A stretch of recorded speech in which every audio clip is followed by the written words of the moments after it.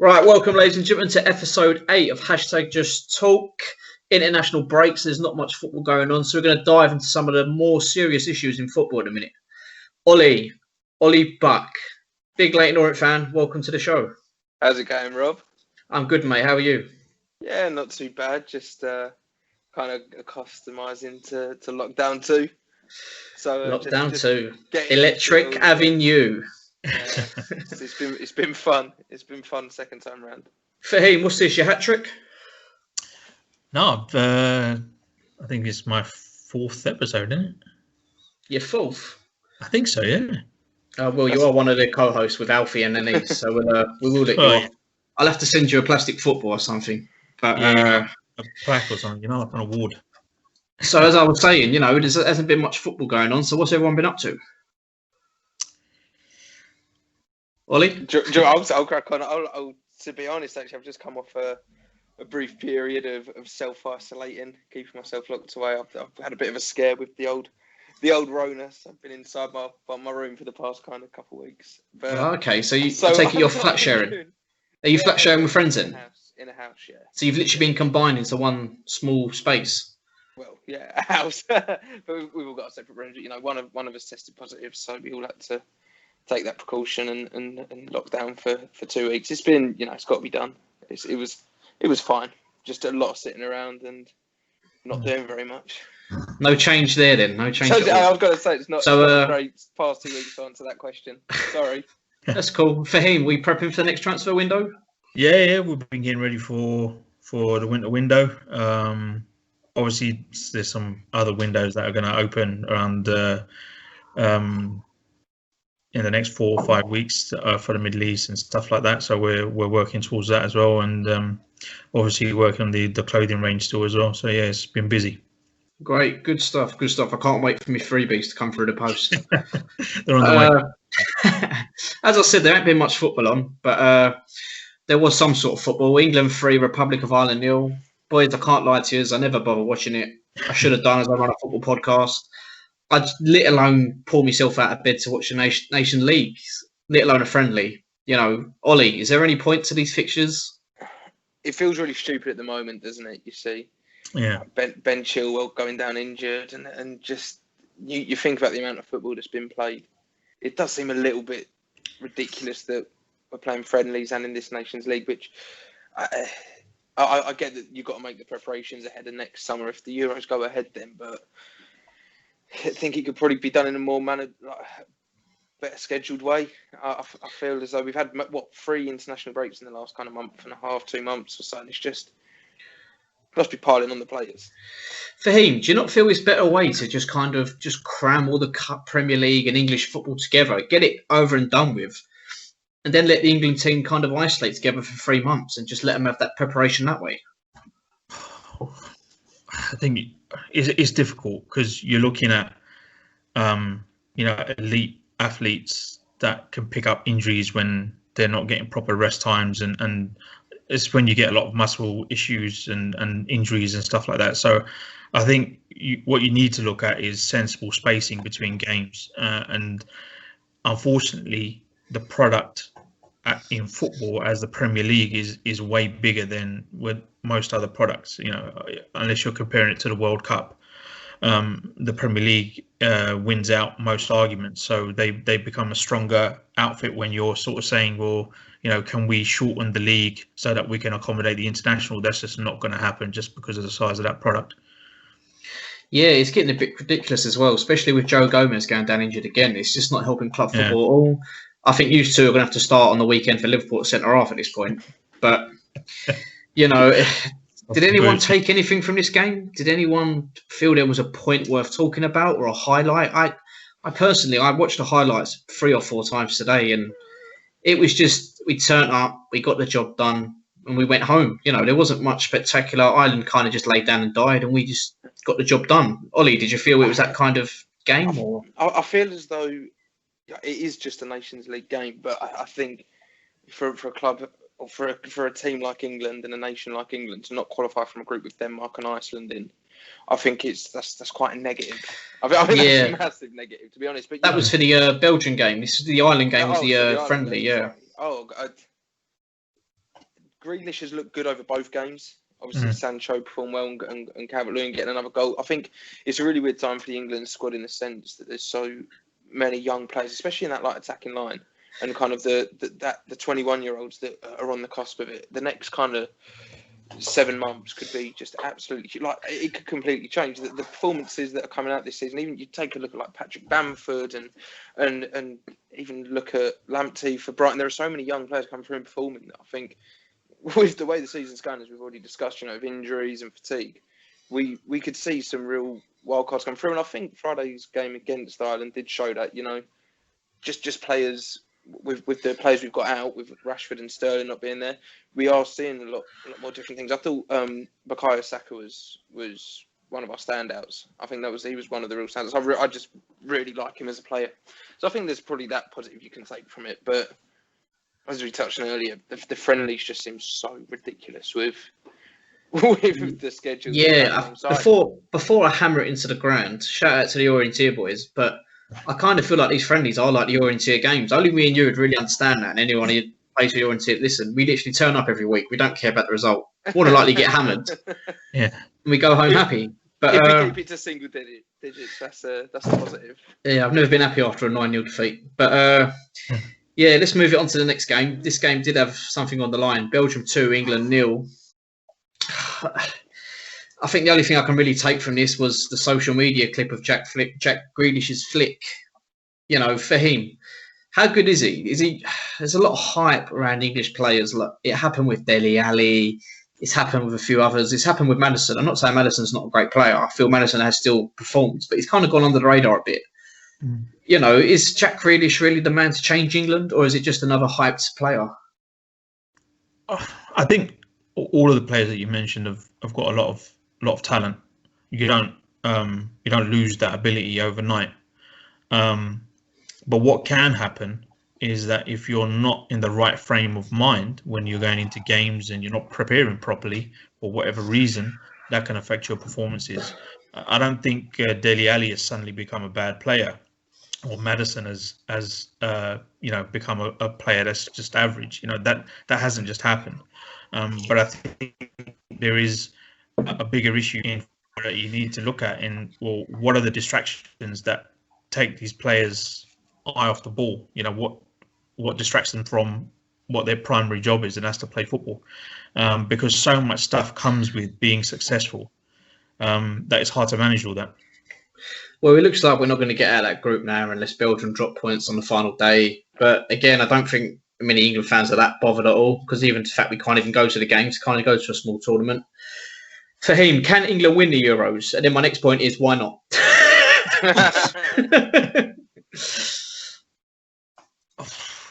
Yeah, I think I don't think they played that badly against Belgium. Like Ollie said, if you're going to be pushing players like Grealish and they're going to show what they can do at that level, then that's great for England. But in that top level games, are you clinical enough? And I think that was really lacking in the game against Belgium. That they just weren't clinical enough in that decision making in the final third. It's not always there as regularly as the other top teams are getting that right. So yeah, I think it's going to be. I don't think they're quite ready for it. Do you know, Ollie, is it coming home? Well, do you know what I was just going to add to that for him? I think you almost look at it away from the footballing side. Every time England approach a tournament, you seem to win all the qualifiers. You really won't qualifying in friendlies. You're dusting teams off, and you're looking great. And there's always a hype, and your England fan, notorious for thinking it's coming home every 2 years, be it the Euros or the World Cup, and it never happens. But one thing that I think could maybe play in our favour mentally is if we are a young squad, as we've spoken about, if we approach this not looking like well beaters, but then by the time we get there, I think what Southgate is doing is creating a squad that's together. And then in another 7 months' time, after another couple of international breaks, whatever, I think you could have a really young, talented squad that haven't got all this hype around them that we might normally do, following on from being really settled and having a consistent qualifying and winning all the games. I think that might play in our favour. I mean, maybe clutching at straws and and hoping a bit too much, but it's just a thought. Yeah, I think, look, even though before a ball's even been kicked at the Euros, I think it's going to be the most, what's the word? If it gets done, no one's really going to care. Right, if England win it, everyone will go mad, but it won't be spoke about as one of the greatest sporting achievements like it normally is, just to the fact of the whole situation going round. You know, there's more important things going on. People are debating if the tournament should really happen. You know, but my prediction for him is still on for Scotland 1, England 0 at Wembley. I did call that a few weeks ago and they've managed to qualify after we slagged off Kieran Tierney. So get your pans out, boys. So if England ain't going to win it, Ollie, who is going to win it? I can't say I've kept up to date with my European football too much. Belgium look like a really good side. If you flip the coin and look on the other side, what I was just saying about how we maybe haven't had the most consistent approach. Belgium have been super consistent throughout the Nation League. They always seem to go third or fourth in the tournament. But you do think with the quality they've got, you know, De Bruyne's 29 now, Lukaku's doing all right over in Serie A again. They've got such a squad. They've scored 2 good goals. Yuri Telemans now ripping it up in the Premier League. I think Belgium could be the ones that kind of push it, especially at the Euros now. Like your Spains and your Germanys, they don't seem to be miles ahead of England like they used to be. And Italy's not really, you know the big nations, that none of them are really setting the world alight at the moment. And that's why I think a Belgium could. I feel as though they're the wild card every year, but they're the dark horse that I think could have a good 2021. Fahim, who are you going with? Yeah, I have to agree with Ollie. Really, I think there's, if you look at the traditional big nations, like what, are they at a level where they can go and win a tournament? You don't really know how Germany are going to turn up and perform, or Italy and Spain. You know, I think France are probably still a strong shout. I think they sometimes come through with the amount of players they've got in that very strong squad. But I think Belgium have shown that, you know, they've got really not just good quality players, but very consistent performers. And you need that in a tournament. You need people that are going to come in and just, you know, play well in a batch of 6-7 games and really perform. I think I fancy the Germans this year. I really do. They just turn it on, don't they? Are they losing tonight? Was I reading? I don't think they're doing too well. I don't know if anyone's seen the score. I think they're playing at the moment. I'm not too sure, but tonight doesn't affect the tournament, does it? It's only a Nations League, but you know, I think they just turn up. They're 6-0 down to Spain. They're 6-0 down. All right. Well, I'm going with Spain. I've changed my mind. I'm going to cut that bit out and I'm going to go with Spain. So when Spain win it, I told you so. Right. But yeah, again, I'm not even going to go into the Germany thing now. It's not even worth it. But sorry, Rob. That's all right. You probably say we turned into a joke. You saved me. This is all staying in, by the way. Don't think this video gets edited. But yeah, fair enough, boys. I think that's the football cover for today. There was not much really going on. You know, as people do know, I've had a lot of messages about. We are a mental health podcast. We kind of want to elaborate. Sorry, on that point a bit more. I'm getting ahead of myself here, boys. Sorry, it's meant to be quite serious. Fahim, I've had a few messages when we've mentioned about your cancer and stuff like that. A few people were quite interested and wanted to touch on it. Of course, I've asked for your permission to talk about it, and you're more than happy to. Look, there's no good way to go into this, so then I don't think there really is much of a bad way. But I'm going to be honest with you, on my notes, my first question is when? I think this is just you to take the stage now. Well, we're talking back in 2015. Was when I was diagnosed. I was in the office, had a really, really bad pain. I'd recently, just a few weeks before that, passed a kidney stone, and I thought the pain was related to that. But I've got pretty good pain threshold, and this was pretty insane. I've managed to get sort of halfway through the day, then I couldn't handle it anymore. Went home. Tried to take a painkiller and go to sleep. Mrs. weren't having it because she'd never seen me in that much pain. And in the next hour or so, ended up at hospital. Had some scans, and I was still in pain, but I could hear the the doctors and nurses, they're talking about shadow and growth, but it wasn't really registering at that point. And then the following day, I got a phone call. I had to go back in, and that's when they told me that they'd found a tumor on my right testicle. So I had testicular cancer, and I got called in to have some more tests. I was in for about 6 or 7 hours that day, just having a lot of tests done for them to understand whether the tumor was cancerous or whether it was benign, and unfortunately it was confirmed as being testicular cancer at that point. You know, when you first received this news, what, I don't know, like, I can't stand there with you with it. You know, what was your first thoughts on it, on what was going on in your head? Because I can imagine it's a bit of shock. You know, how long did it take to kind of seep in and stuff like that? To be honest, when I was in on that day, and as the tests, they kept taking blood and hooking me up to different machines, and every time a test came back, you know, the doctor coming over, he looked more and more concerned every time. And a few hours in, you know, he was saying to me, look, you know, we need to wait for the last couple of tests, but, you know, it's not looking very good right now. And at that point, it doesn't really register. Like, I was just like, well, all right, you still got 2 or 3 tests to come back. So, you know, we're still in the game here. It's not, it's not a problem. And then when those finally came in, you know, he said, he kind of sits you down and he goes, look, yeah, look, all the tests are back, and, you know, unfortunately the tumor is cancerous. And to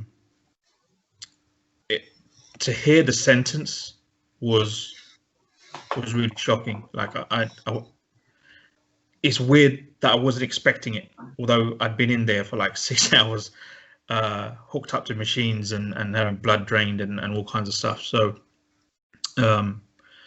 yeah, I was very numb. I went probably into shock at that point, because I could hear him then speak. He was asking questions, and I didn't know what to say to him. And sort of, my wife took over answering the questions. Yeah,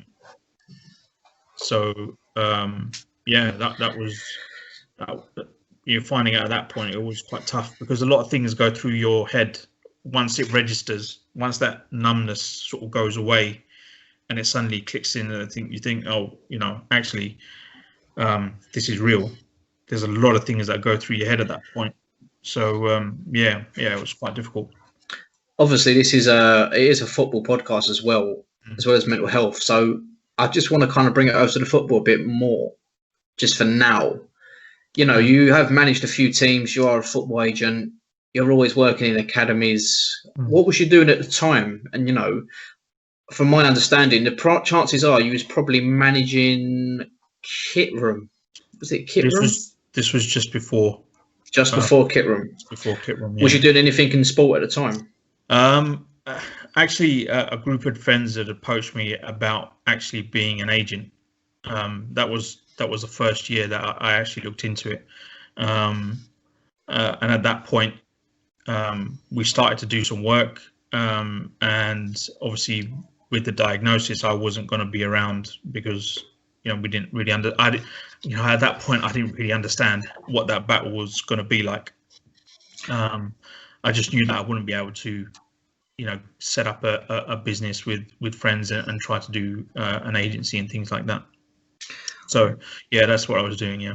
What was the, you know, when you got this bad news and that, what was the next 3 to 4 months like for yourself and your family? You know, because I can imagine trying to tell my family that I would probably, totally honest, probably very selfish of me, I probably couldn't sit down and have that conversation straight away. I know your wife was in the room, but, you know, your brother Anees comes on here, and you do have quite a big family. Yeah. It's really, it's difficult. It's very difficult, because as a family, with my mum and dad, my brother and my sister as well, we're very, very close. You know, you've obviously seen the relationship I have with my brother. We run CSM together. We've run teams together in the past, so we are very, very close. And so to have to sit down and tell them that I have cancer is, my mum actually called when I left the hospital and was like, "Oh, did everything go okay?" And I was like, "Well, I can't tell you that. I can't tell you this over the phone." So I'm trying to say to her, "Look, I can't hear you properly. I'll be home in about 10 minutes, and I'll talk to you." Telling my mum was very difficult.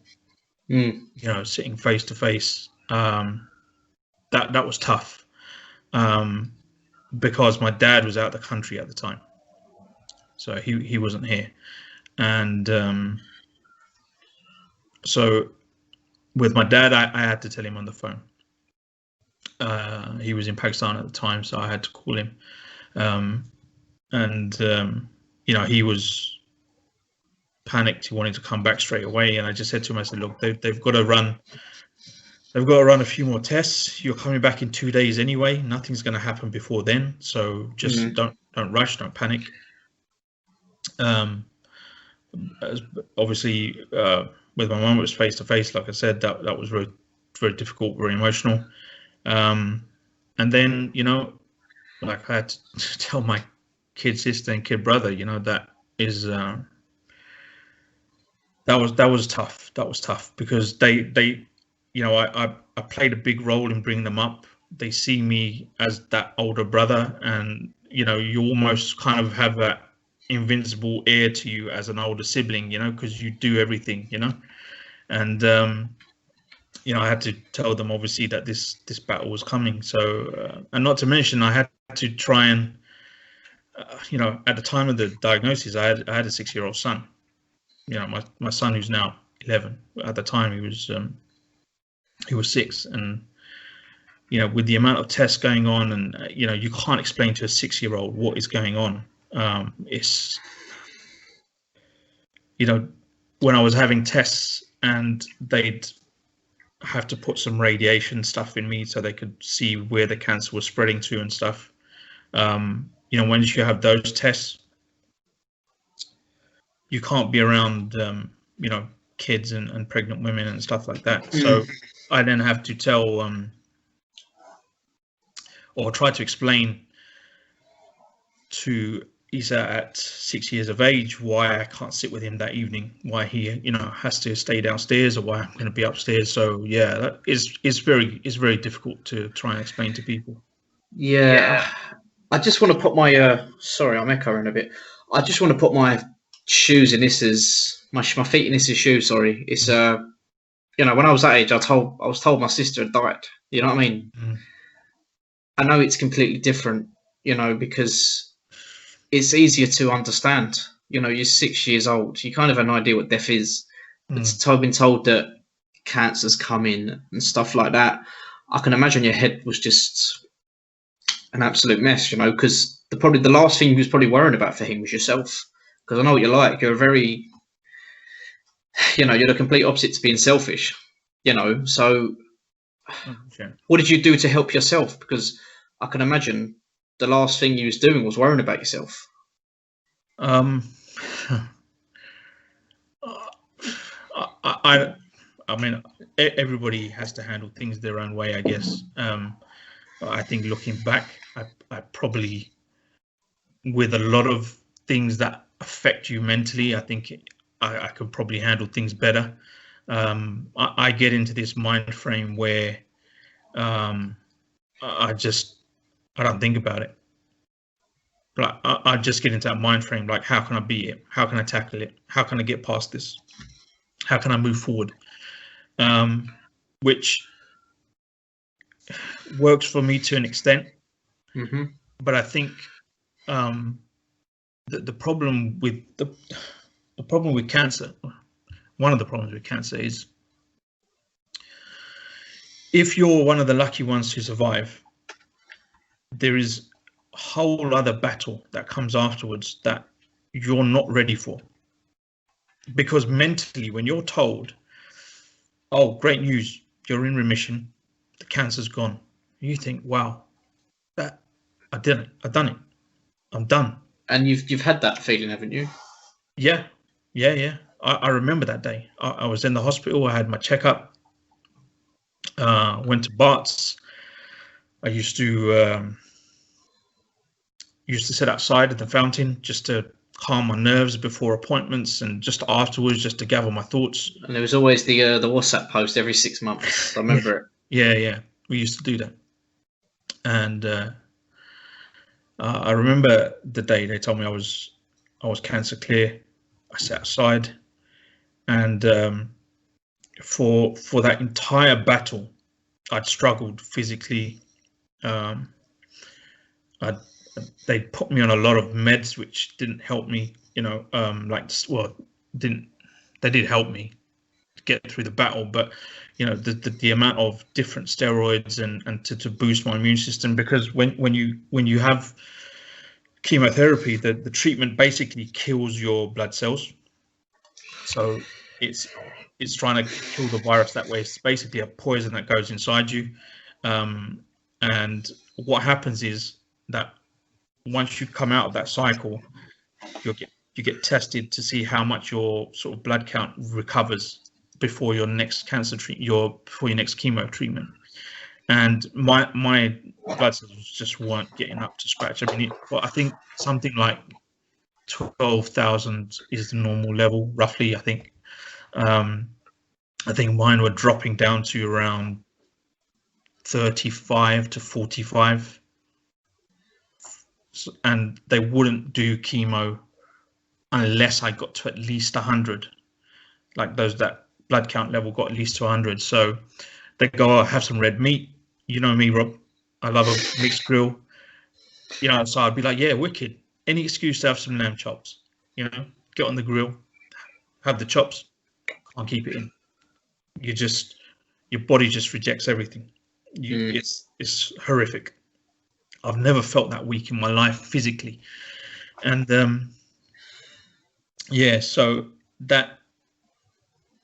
so all of that battle, all of that struggle, I kind of ignored it. I just thought, I've got to get to the end of this fight, and then I'll see what happens. And then that day, I sat outside. I got the news, and I was fine in the room. And I said to my missus, as we're leaving, I need to go and sit outside by the fountain. I need 5-10 minutes to just clear my head. And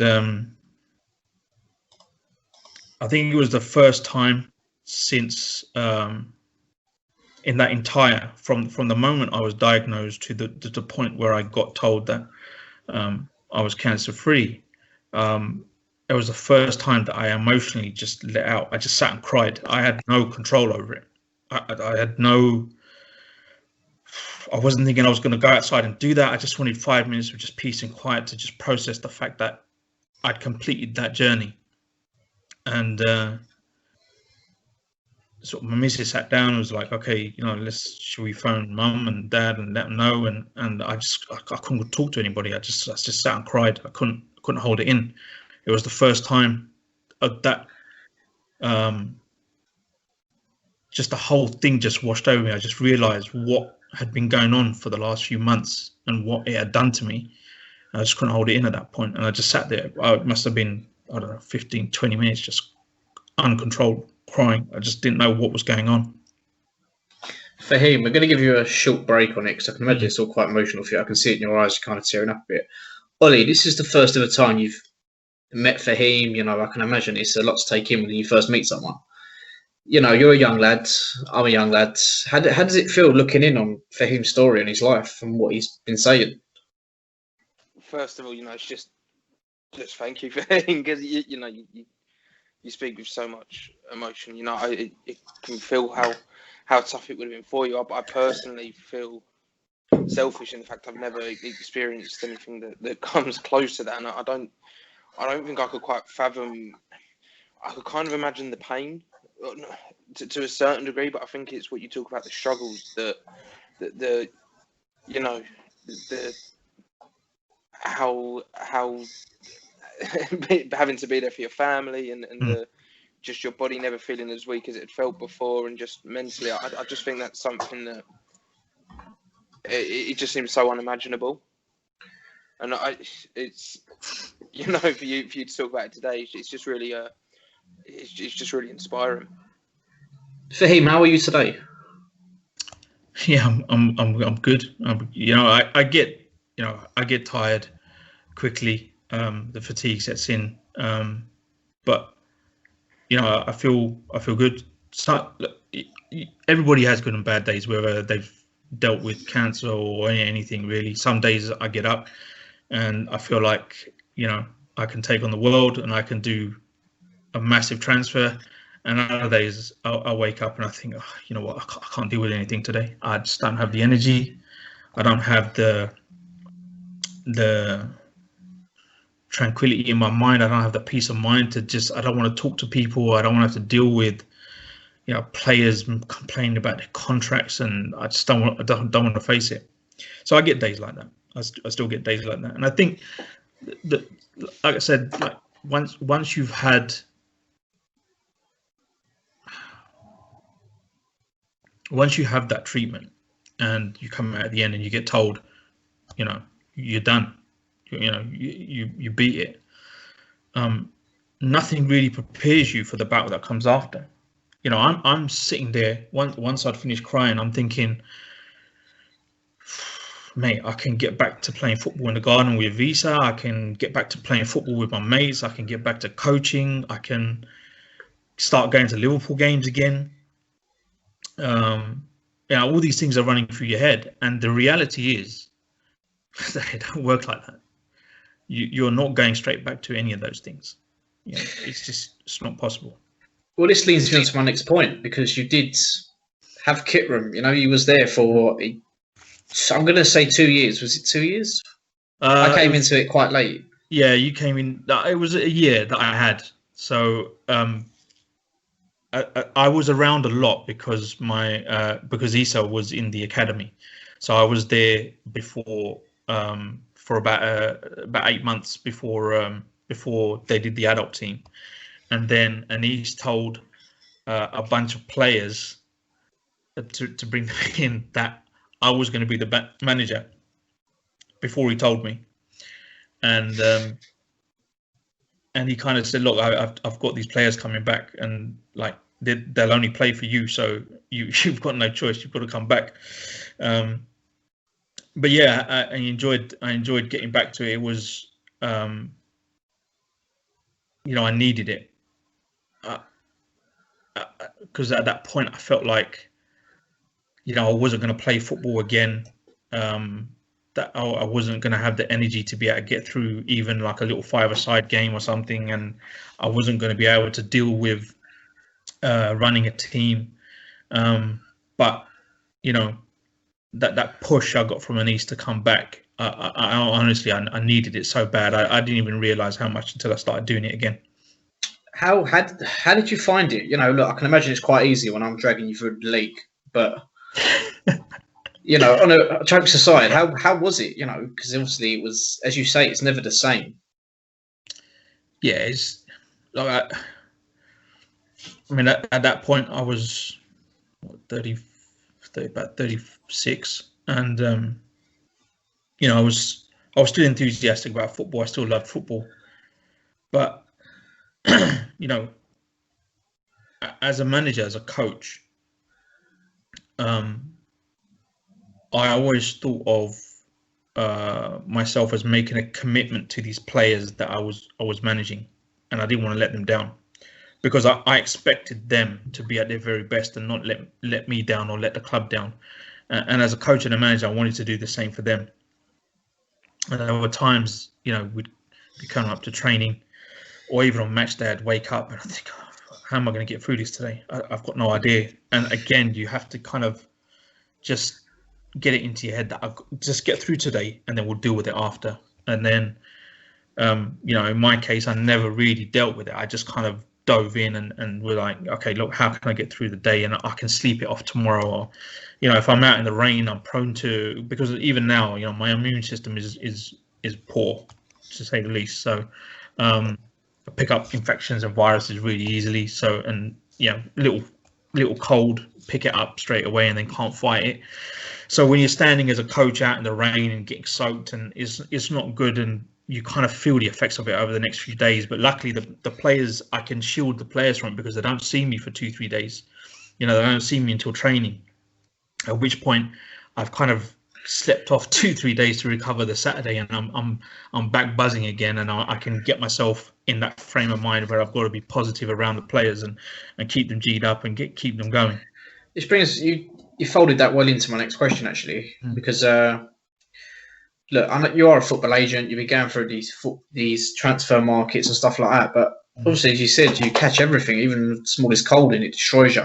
Yeah. How has COVID affected you? I haven't left the house since March. I've been stuck.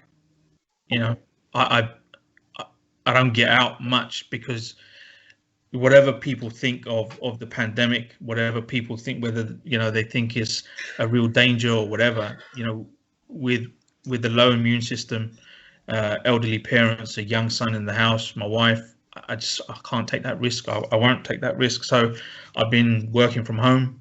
I had some trips planned in the summer for CSM, where we're going to go abroad, meet some clubs. We postponed those. So all my meetings are over Zoom and Team and whatever facility that is available to us to have video conferencing. I've recently, a few weeks ago, I had meetings with people in Turkey over this kind of setup. So yeah, I've been working from home since March, really. Well, it's quite a frustrating thing because we've had conversations about, we want to do these things face to face. We don't want. I know it makes my life 10 times easier, but I'd rather be in an office talking to you and stuff like that. But moving on to the next point, one person who has absolutely smashed it throughout lockdown, and it has actually given an opportunity, Ollie. To the fact that Orient fans now can't go to the games, you are presenting them. Is that that's correct? Yeah, I think the smashing it's probably a bit too far. How are you finding it? Yeah, no, I mean it's all good. I think just the whole pandemic and just fans not being able to attend, I think it's not football. It's not the same football, and in no ways it is watching a game on TV with no fans in the stadium, fake crowd noise. It's in no way the same. But obviously, I've been really super privileged to have been able to go to the Orient games, the home games at least, and work on them. It's been real fun. It's been how are you finding it? I know we're both presenters, doing this little show, but it's very different. Like, I know this is going out to an audience, but it's going to be tomorrow, and with yourself, it'd be very daunting because it's Leyton Orient. They're going to get a lot more viewers than this channel does. So come follow us. Not that they'd see this. Don't know why I'm saying that. They wouldn't see this. Jokes aside, but how does it feel when that camera lens is just staring at you and you kind of just know that? Have you had any proper mess ups yet, and you've had to adapt? I think most weeks there's mess ups. Just naturally, I'd done a little bit of presenting and obviously trained as an actor, but this is the first thing I've ever done doing live work and live presenting. It was completely alien to me, but we just kind of threw ourselves into it. Had loads of mess ups, plenty of them. Fumbled my line, said the wrong thing, not knowing what I was talking about, near enough every 10 minutes. But it's just all about styling it out and carrying it on. And I think we've created a really good platform, a new platform, as you say. It's a new opportunity where fans aren't allowed in. It's not the same, but I feel especially Orient, for those that have seen it, we've really gone to the max. We're always trying to introduce new things and new ways of doing it. And we've got, I mean, if you want to compare our production budget to what you'd normally watch of a pre-match show, and that it's minuscule. But we're just trying to create engaging content. But it's going good. But I'm really looking forward to the days that fans are starting to be allowed back in, because I know there was kind of a weird 3 months where lockdown and the pandemic seemed to almost disappear for some people. As Fahim mentioned, things can't get back to normal soon enough, Mm. or what people might call a new normal. But it's hopefully the vaccine can bring it. But I just think it's really kind of it's taking its toll a lot on some people on a lot of people now, and you can see that in just behaviour and the way people are treating the second lockdown. But it's understandable. It's just such a tough period for everything. It feels as though football and watching football is almost trivial. It's not important. You know, when we've listened to Fahim's story there, it almost doesn't matter. Do you know what I mean? Because it just sums it up, and there's bigger things to be worrying about in the world.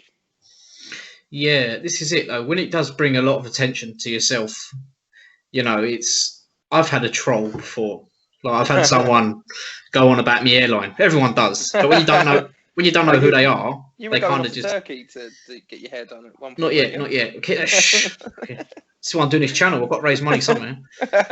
But you know, I can imagine you are probably getting a lot more hate comments and rubbish comments from people. I wouldn't call them hate comments. I wouldn't call them hate comments by any stretch of the imagination. But you know, it's not a massive platform, but I'm in the public eye as you are with this and everyone. And the internet's a dangerous place, I suppose you could call it, with the comments section and tweets and there's a certain anonymous nature to a lot of it. It's you know, you open yourself up to everything, but majority of it has been perfectly fine and acceptable. You know, there's been a few that I'm not their cup of tea, but it's part and parcel.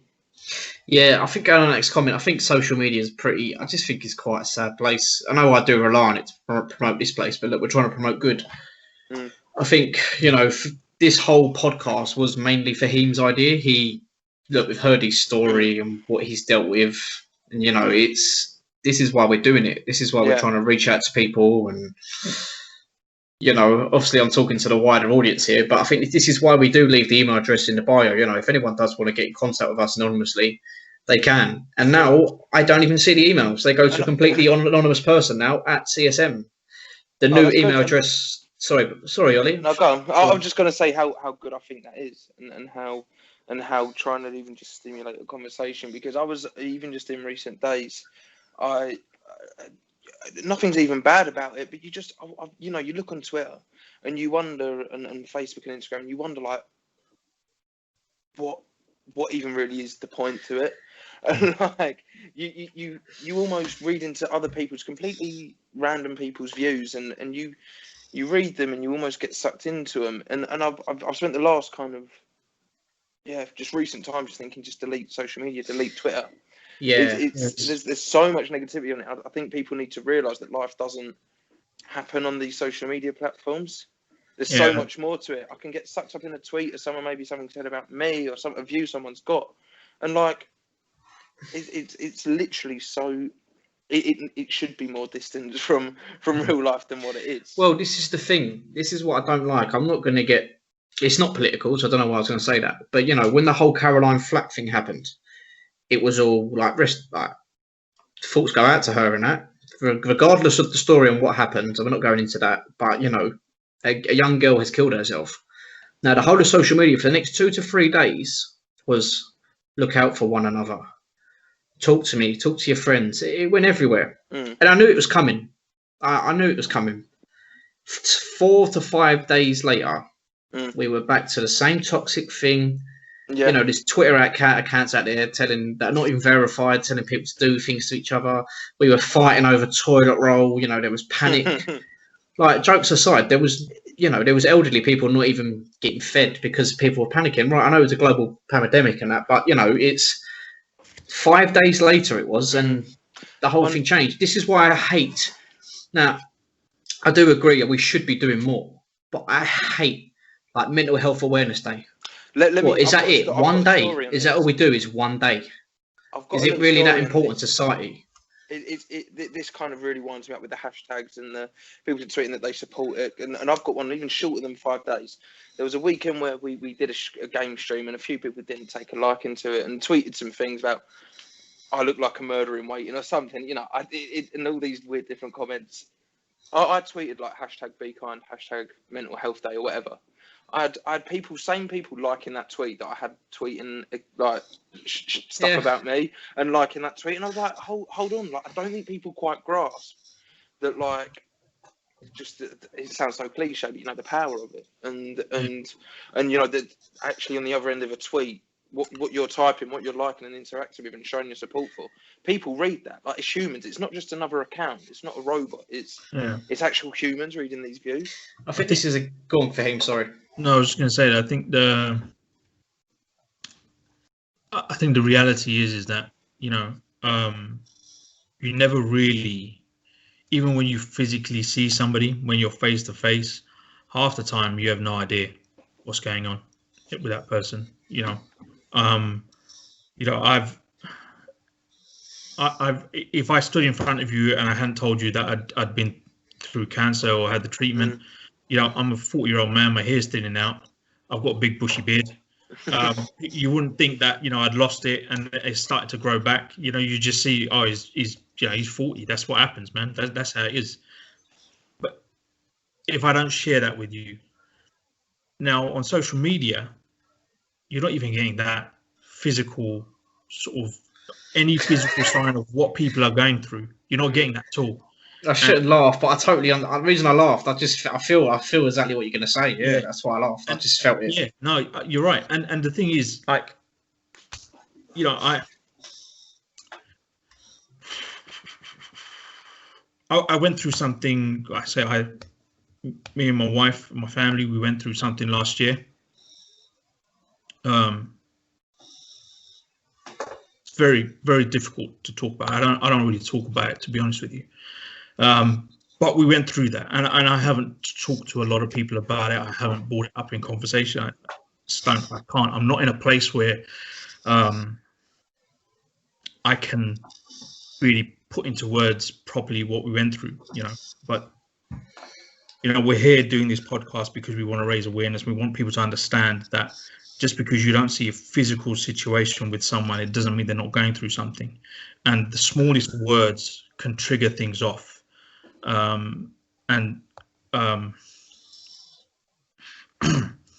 So last year, we were expecting twins, and unfortunately, at a very early age, they didn't make it, and we lost the twins last year.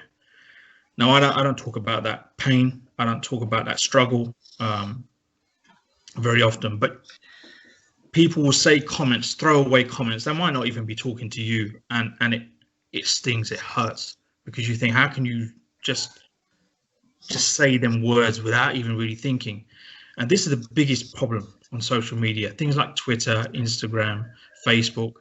It's people with the freedom to write whatever they want without thinking about the consequences, without ever even thinking that maybe this person that I'm trolling or having a dig at or writing to is going through something that they don't need to read this today.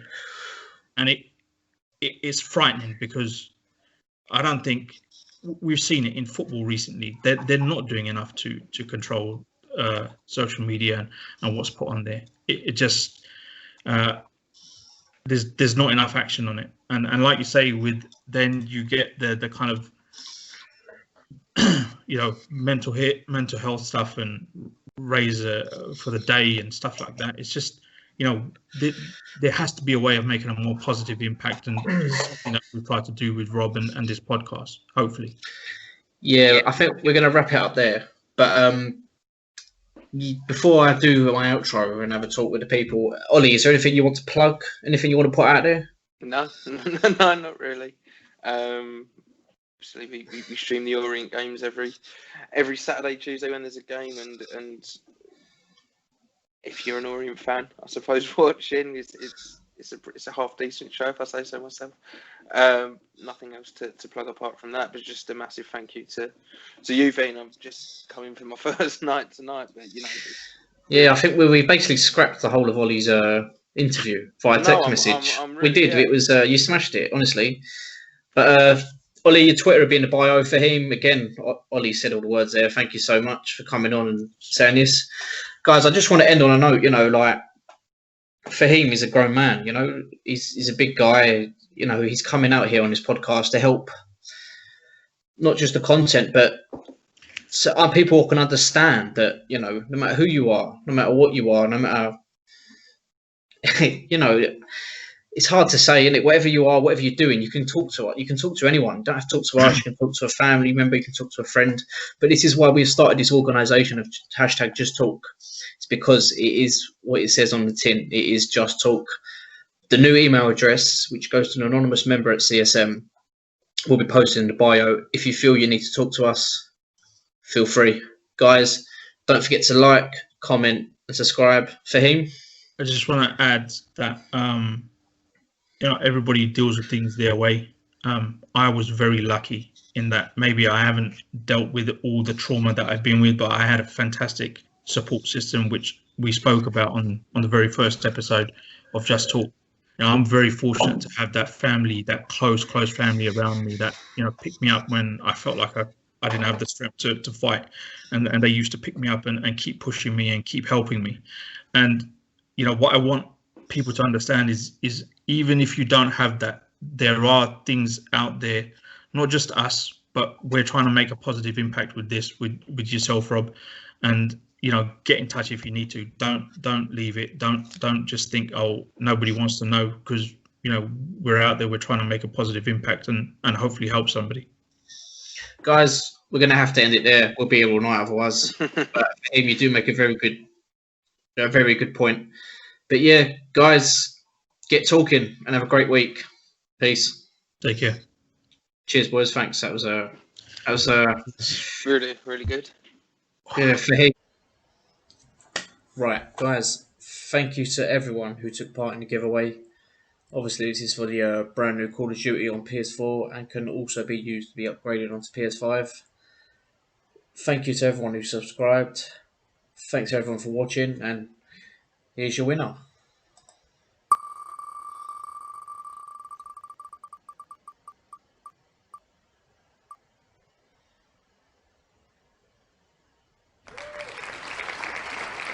Congratulations, War 31. Please DM me to claim your prize.